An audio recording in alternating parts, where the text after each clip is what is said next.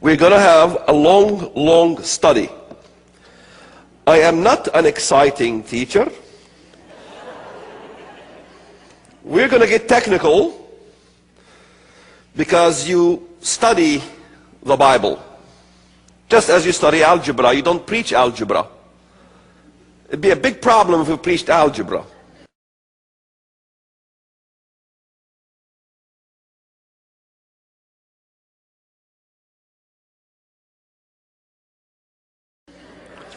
I will give you a little background about myself. I come from both specters of this world. My mother was an American who met my father, who's an Arab, Jordanian, in Humboldt State College, University today. My American side, my great-grandfather was mayor of Eureka, California. He was also an excellent friend with Winston Churchill. From my other Arabic side, my grandfather was the chieftain, Mukhtar, and he owned a big portion of the shepherd's fields, you know, where the angel came down and proclaimed the Messiah. That was owned by Grandpa, most of it. When I first started to read the Bible, I was fascinated with the minor prophets.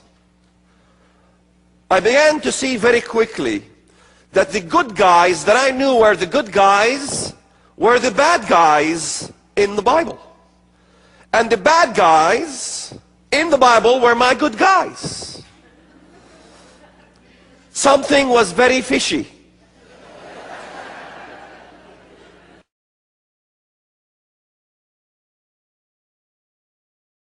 You know, because number one, the Bible taught that Noah was an alcoholic, you know, and to me, it didn't fit right, you know, because I have seen family members that had dealt with alcoholism, and an alcoholic has trouble holding down a job at a fast food restaurant, you know, doing simple tasks that involve logical thinking. So if Noah was just to point out, Noah would be one of God's messengers. Yes, Noah is one of the very earliest messengers. Speaking of in the Bible, he was a very early messenger. We're not just talking about some ordinary man. No, we're talking about God's prophet. And Noah was actually the one God commanded to build the ark, to save humanity when he destroyed the world with a flood. Yeah. So Noah was given the task of saving this world with an ark by building a huge ark all by himself.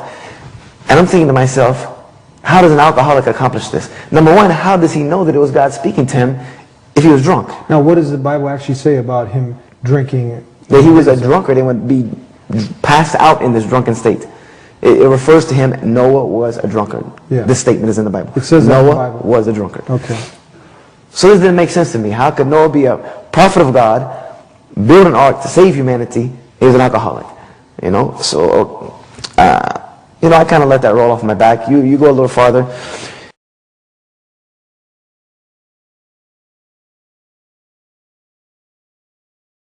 Then you reach like the story of Lot, you know, Abraham and Lot. You know, Lot was the one who was of Sodom and Gomorrah, you know, the ones, yes, the cities that were destroyed because of their homosexuality.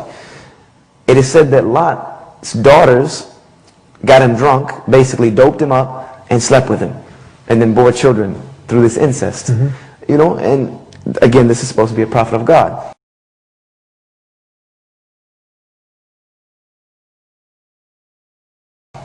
Then you get to the story of David. David is considered one of the greatest prophets of the Jews and of Christians. David, the one who reconstructed the Temple of Solomon in Jerusalem. And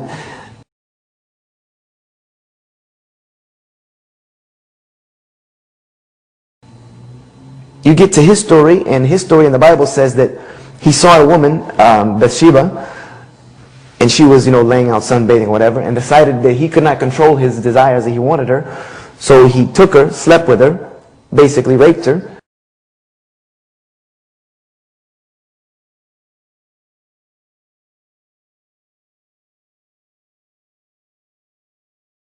Decided he wanted to keep her. She was married.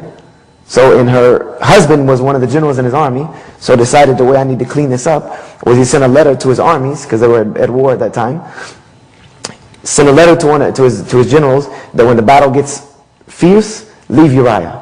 Just abandon him, let him fight on his own. So that he would be killed, and now he could have Bathsheba legally. So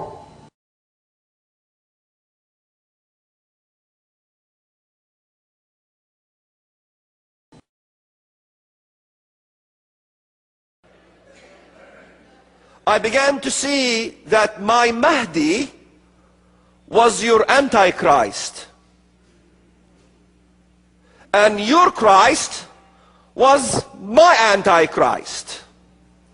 In fact, Muhammad said that one of the signs of the times for Muslims is that the false Christ will lead 70,000 Jews and Christians from Jerusalem.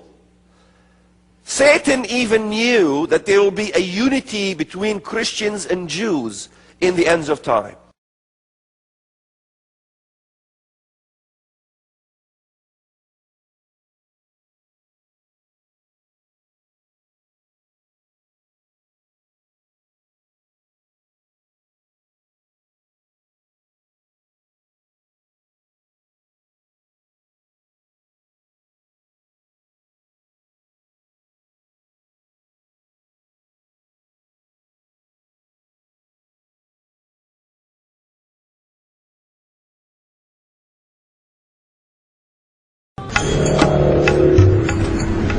For Muslims, Jesus has a very special future role. According to the Hadith, Islamic prophetic traditions, Jesus will return to earth before the Day of Judgment. He will descend at the white minaret in the eastern side of Damascus, wearing garments dyed with saffron, and placing his hands on the wings of 2 angels. Every non-believer who smells him will die. He will then search for the Antichrist and will catch up with him at the gate of Lud and will kill him. One possible location for the Gate of Lud is at the village of the same name in modern Israel. Today, there is a small mosque on the site. So Jesus in Islam is very important because he kills the Antichrist here in Lud. Yes. This is absolutely true. Jesus, who is the son of Mary, may he be blessed by God, is one of the prophets that we believe in, and that is our conviction. Similar to Christian prophecies about the end times, Islam also talks about a day of judgment, for which there will be many signs, one of which will be the return of Jesus.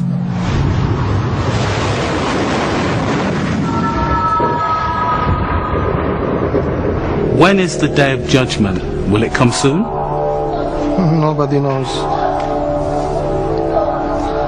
Nobody knows. No one knows except for God. The Islamic prophecies also predict a series of cataclysmic events, including a great war. On one occasion, the Prophet Muhammad is reported to have said, The hour will come when violence, bloodshed, and anarchy become common. Great cities will be ruined, and it will be as if they had not existed the day before. There will be years of deceit, when a truthful person will be disbelieved, and a liar will be believed.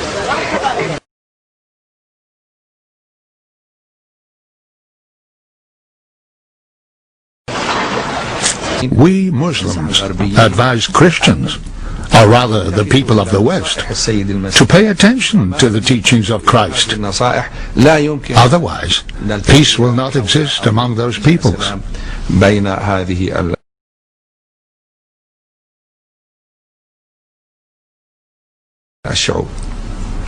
الحضارة الأمريكية الآن أيضا وهي حضارة ترفع لافتة Today, American culture has taken up the slogan of evangelical Christianity. It's a culture of annihilation, invasion and domination. وحضارة تسلط.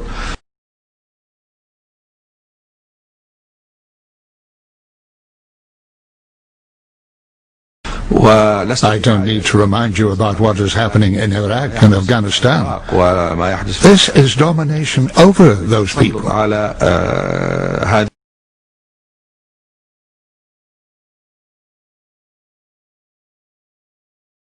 هذه الشعوب وتعيث They فساد are spreading injustice, وتشرد killing people, making women and children homeless. وتهدم البيوت على All is done under the name of religion. الدين.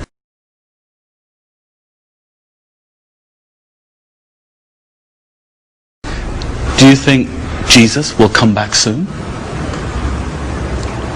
We hope so. We hope so. نحن نتأمل أن يأتي الفرج We hope so. We hope so. We really hope so. We want Jesus to save humanity from injustice.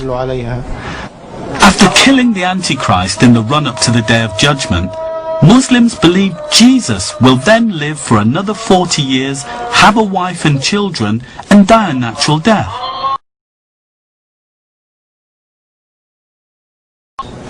نحن نؤمن بعيسى بن مريم. We believe that Jesus is a Muslim prophet and that he will come back at the end of time to support Islam and to become its advocate and preach the word of truth. صوبا عظيما لنصرة الإسلام والمسلمين وإعلاء كلمة الحق.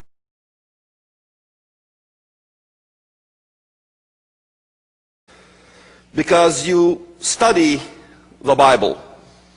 Just as you study algebra, you don't preach algebra. It'd be a big problem if we preached algebra.